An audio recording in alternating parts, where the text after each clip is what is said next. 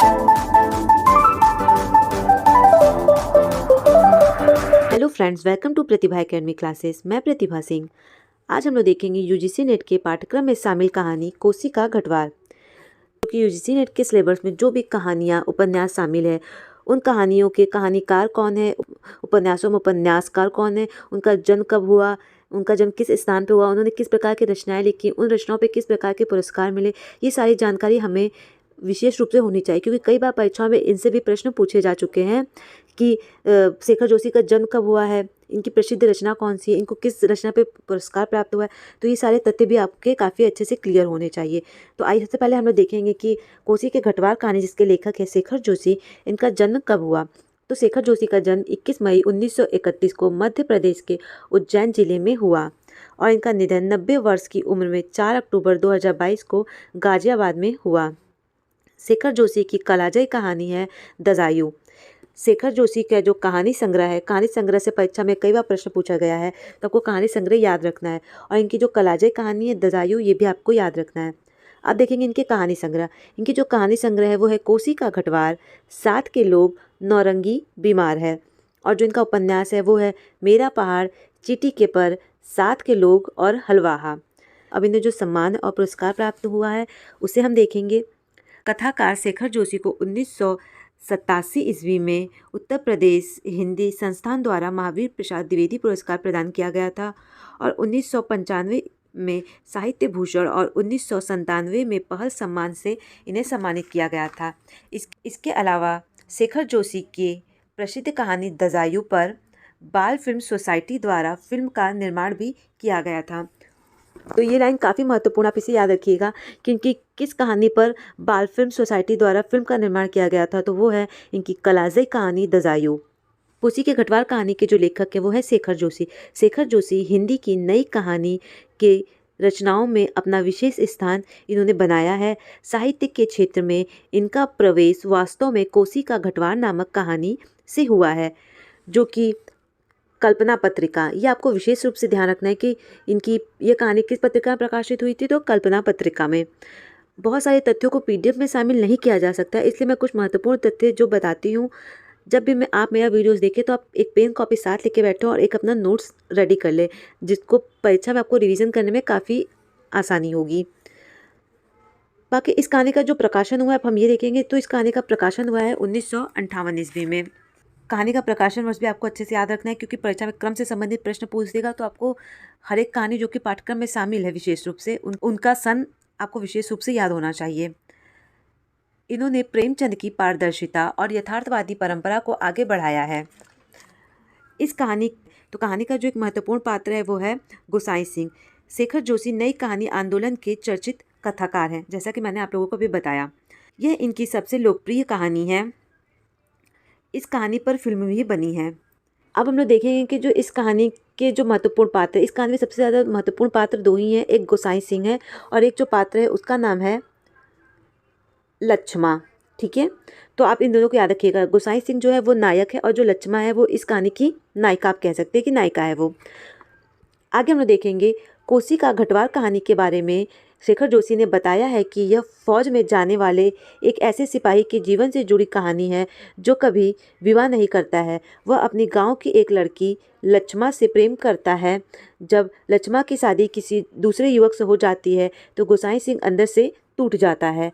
तो इस कहानी की जो पृष्ठभूमि है वो यही है कि फौज में जाने वाला युवक है जो एक गांव की ही एक युवती है जिससे वो प्रेम किया करता है, और जब वो फौज में चला जाता है तो उस युवती की किसी और से शादी हो जाती है। इस कहानी में एक अधूरे प्रेम का हमें चित्रण देखने को मिलता है।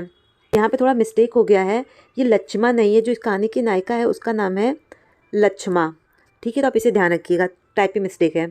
बाकी इस कहानी की जो महत्वपूर्ण बिंदु है वो है स्त्री की विवशता का चित्रण किया गया है, अधूरे प्रेम की कहानी है, अधूरे प्रेम का दृश्य दिखाया गया है, साथ ही व्यक्ति के अकेलेपन का चित्रण भी इस कहानी में बखूबी किया गया है।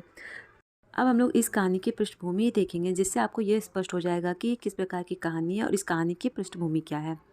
कोसी का घटवार कहानी निस्वार्थ प्रेम भाव को दर्शाती है। दो प्रेमियों की करुण कथा का चित्रण इस कहानी में हमें देखने को मिलता है। गोसाई और लक्ष्मा एक ही गांव में रहते हैं। दोनों एक दूसरे से काफ़ी प्रेम किया करते हैं।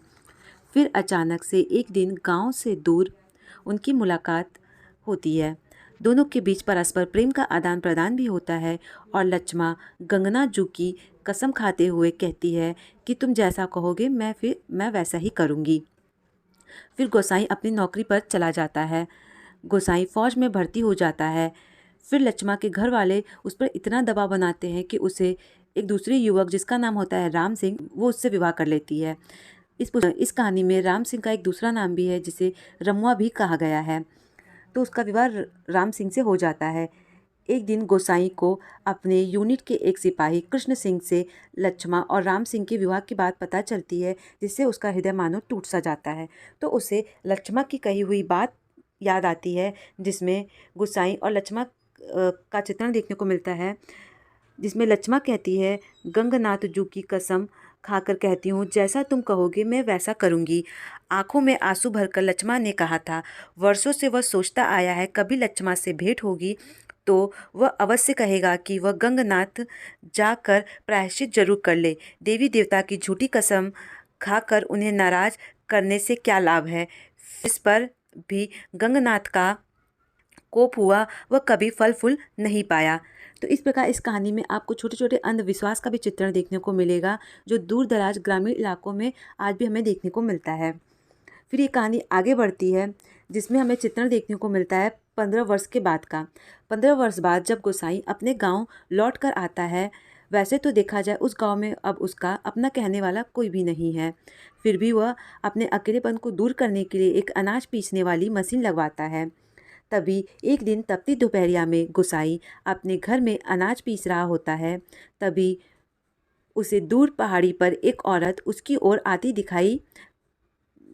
दिखाई पड़ी। पास आकर उसने पूछा, कब बारी आएगी जी? रात की रोटी के लिए घर में आटा भी नहीं है। गोसाई को ये आवाज़ जानी पहचानी लगी। अपने पूर्व परिचित या ये कह ले पूर्व प्रेमी गोसाई को देख लक्ष्मा आश्चर्यचकित हो गई।